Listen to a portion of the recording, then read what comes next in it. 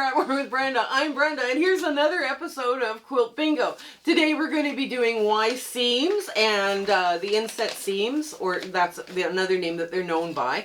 And yes, there's two pieces of fabric here. There's one is yellow and the other one is blue. So I have it messed up and just cut one.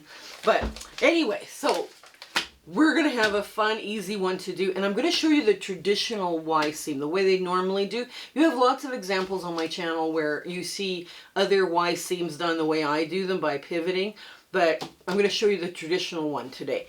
But first, let's do our shout-outs. Rita at Crystal Dragon House of Creations, and mother and daughter team at the Cheeky Quilters. Now, mother and daughter, I couldn't find a name for them, so if you know their names, please put that in the comments below. Both of those channels look like they're having a lot of fun and they're just doing some cool stuff. So go check them out. If you like what you see, hit their subscribe button and tell them that Brenda from Conquering Mount Scrapmore sent you. There's a bunch of other things you're going to find on the PDFs, right? The PDFs, make sure, because you're taping it right here, make sure this measures 12.5 from corner to corner, and make sure that inside seam allowance, not the seam allowance, just the inside is 11.25 inches, right, from here to here, because you're taping it here, and that will give you the right size of block, right? So that's kind of a, on the PDF we couldn't get the pattern to like fit in one thing, so yeah, we just kind of gave up and we said, okay, we're gonna tape it. Now, the other things I want to talk to you about is when this airs, Mini Monday is already back as of December 1st, and we're doing some small piecing. We're doing foundation paper piecing, English paper piecing, some hand piecing. When I do the English paper piecing and hand piecing, people get a little upset. They're like, oh God, but it's fine. It's fine. Don't worry about it. You just go do what you can do and have fun with it. Also, we have the Zoom sew dates are in the show notes below as well. And the first Saturday of every month from 9 a.m. to 5 p.m. Mountain Standard Time, because I'm in Alberta, Canada. And we just have all sorts of fun that day. And if you want to bring your cross stitch that day instead of sewing, bring it. We're more inclusive than exclusive. Making comments, share, like, subscribe, hitting the bell, thumbs up, and now there's a hype feature. I understand if you could do that for us, that would be great. All of them help drive our analytics and helps move our video forward so other people can see that we're giving you fun free patterns 3 times a week. So also we have a big Facebook group, and the admins have asked me to advise you guys. Answer the questions when you're coming into the group. If you're part of the Facebook community and trying to get into the Facebook group, answer the questions and agree to the rules. Those admins are trying very hard to keep the private group safe and happy and without scammers. So people are being denied because they're not answering the questions and they're not agreeing to the rules. So that's one thing to keep in mind. We also host a virtual sewing room for the Facebook members in Discord. So you have now 7 days a week, 24 hours a day sew date with other people that are online. And it's a world community, so you never know who's going to show up in that sewing room. We also have community chats. And there's lots of fun ones, and we have things like free patterns and all the rest of the stuff. Plus, we do fabric exchanges by country to keep our postal costs down. Also, I speak for free, and my second speaking engagement presentation will be ready at the end of December of 2025. The first one's about elements of design and making charity quilts and working with scrap fabric, and the second one is a surprise for now. It's just a surprise for now. We're filming this in mid-October, so I haven't quite finished it yet, but we're planning on having, I just got to get a bunch of pictures and that ready for the program, or for the speaking engagement.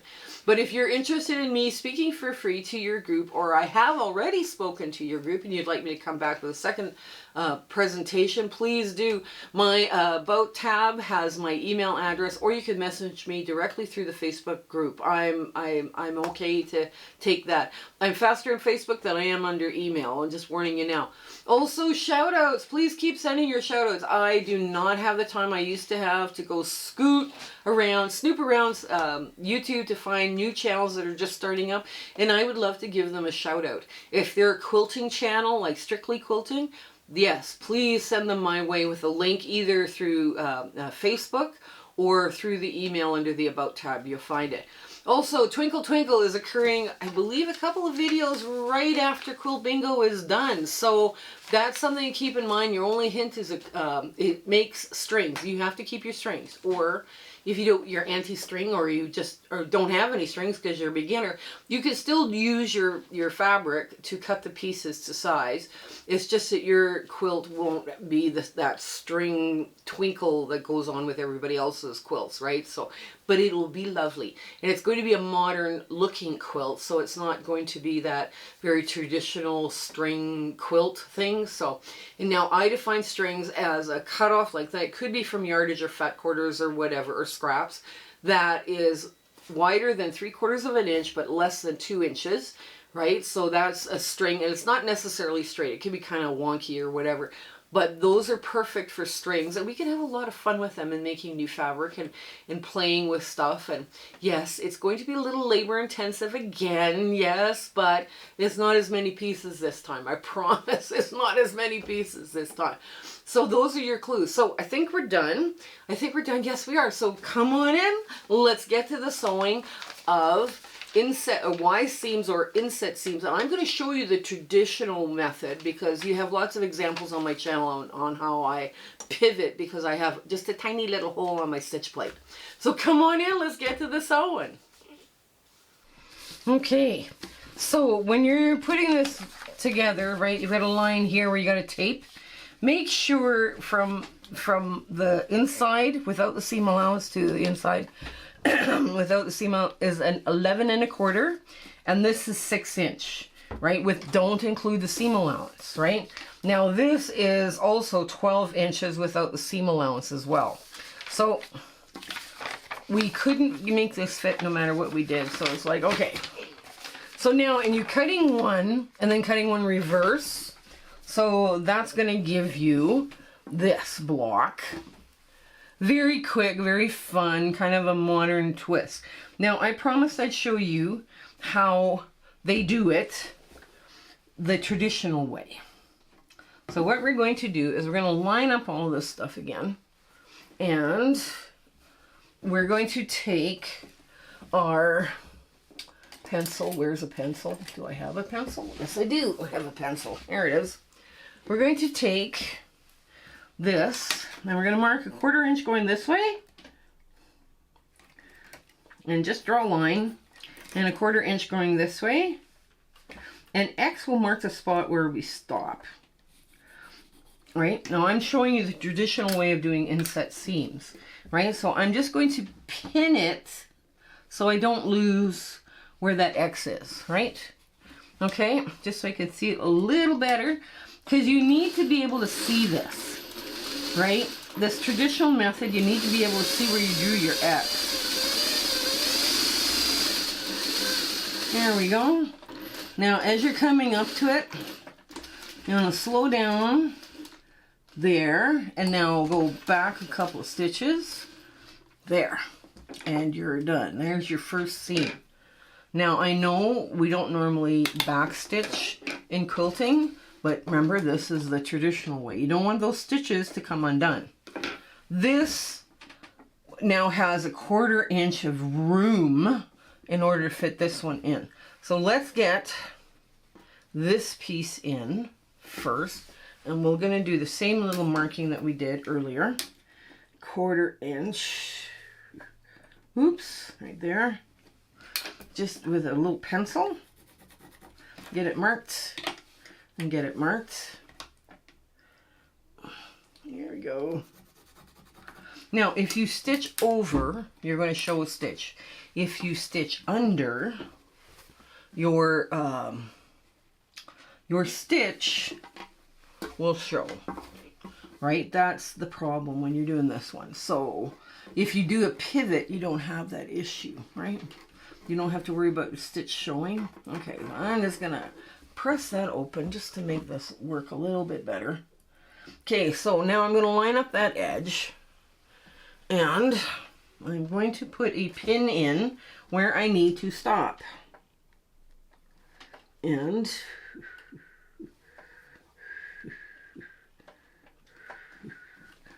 There's one pin, and the other pin needs to go right where the other X was. Oops, I missed it. Hang on, right there. So what I've got is this X here. The pin is going through both X's, right? Ugh. Now see, this is the part I don't like about this method. I manhandle this so much, trying to get everything lined up, that my fabric is not happy. Right now, you sew, oops, the other way. Not backwards, this way. Okay.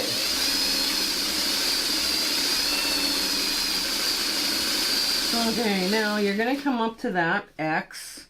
Oops, X marks the spot. It's like a little treasure map.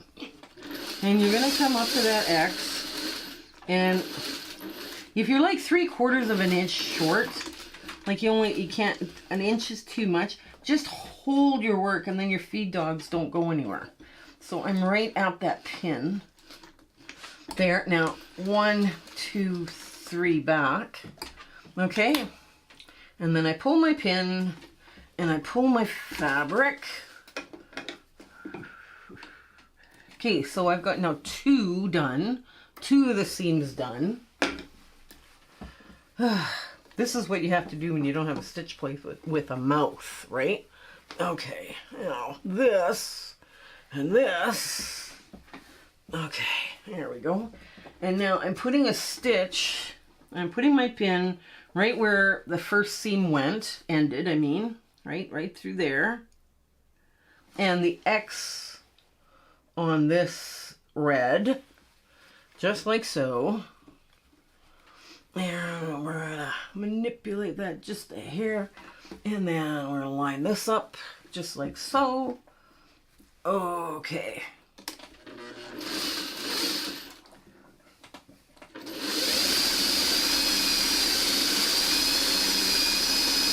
There we go.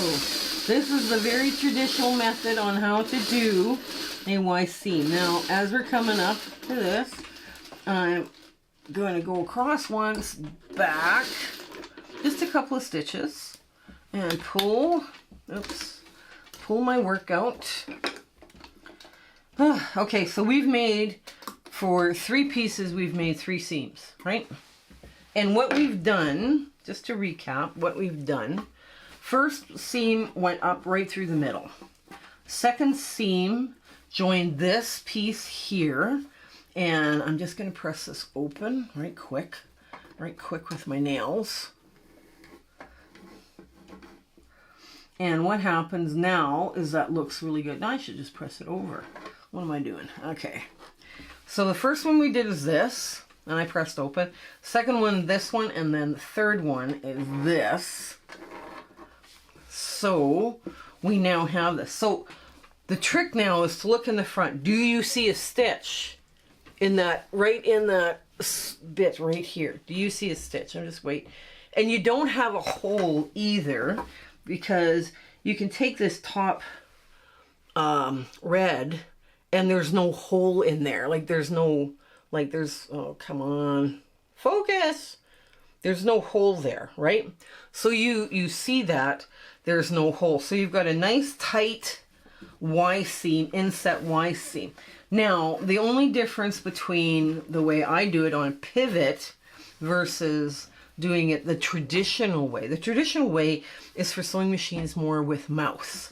See, like when you take off my foot, I have just a little pinhole. Do I have another foot? I do not have another one here.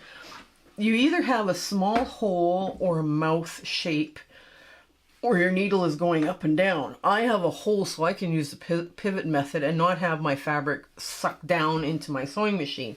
Where if you have a mouth and you use the pivot method, you have more issues with your work being sucked down, right? So this is something that you got to keep in mind when you're doing your Y seams.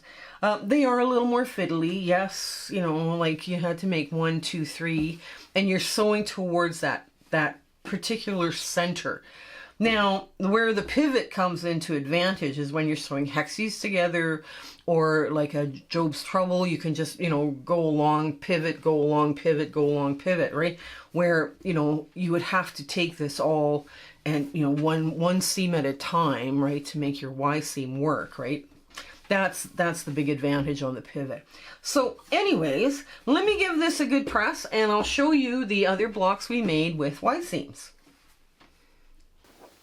So here we are with Y seams. Now this one was a lot of fun to come up with.